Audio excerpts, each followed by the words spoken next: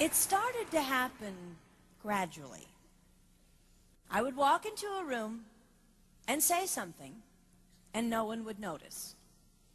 I would say, "Turn the TV down, please," and nothing would happen. So I would get louder. "Turn the TV down, please." Finally, I would have to go over and turn the TV down myself. And then I started to notice it elsewhere. My husband and I had been at a party for about 3 hours, and I was ready to go. I looked over, and he was talking to a friend from work, and I walked over, and he kept right on talking. He didn't even turn toward me. That's when I started to put it together. He can't see me. I'm invisible. I'm invisible. Then I started to notice it more and more. I would walk my son to school, and his teacher would say, "Jake, who's that with you?" And my son would say, "Nobody."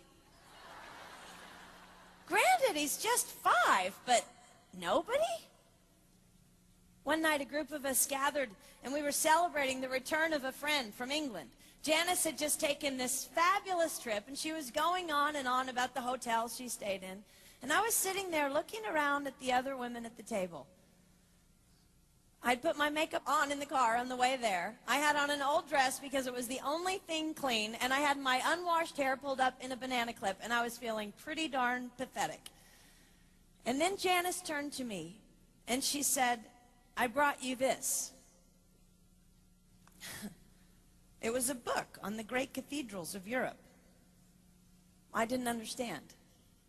And then I read her inscription.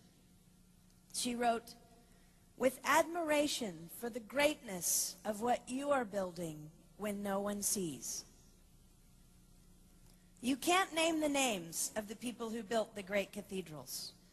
Over and over again, looking at these mammoth works, you scan down to find the names, and it says, "Builder, unknown, unknown, unknown."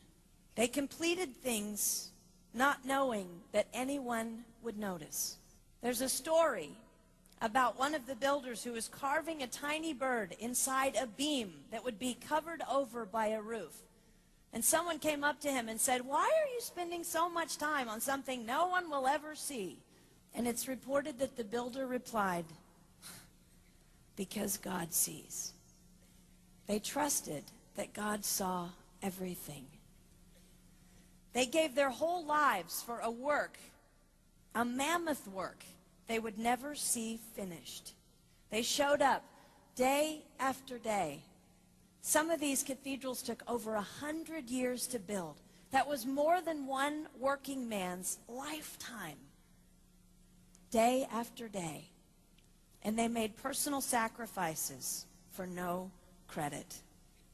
Showing up at a job they would never see finished, for a building their name would never be on. One writer even goes so far as to say no great cathedrals will ever be built again because so few people are willing to sacrifice to that degree.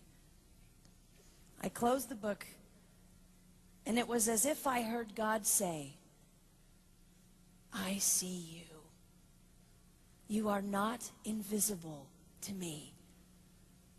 No sacrifice is too small for me to notice. I see every cupcake baked, every sequin sewn on, and I smile over every one. I see every tear of disappointment when things don't go the way you want them to go. But remember, you are building a great cathedral. It will not be finished in your lifetime, and sadly, you will never get to live there. But if you build it well, I will." At times, my invisibility has felt like an affliction to me. But it is not a disease that is erasing my life. It is the cure for the disease of self-centeredness. It is the antidote to my own pride. It's okay that they don't see. It's okay that they don't know. I don't want my son to tell the friend he's bringing home from college, "You're not going to believe what my mom does. She gets up at 4 in the morning and she bakes pies and hand-bastes a turkey and she presses all the linens." Even if I do all those things, I don't want him to say that. I want him to want to come home. And secondly, I want him to say to his friend, you're going to love it there. It's okay that they don't see. We don't work for them.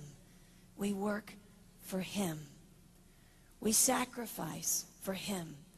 They will never see. Not if we do it right. Not if we do it well. Let's pray that our work will stand as a monument to an even greater God.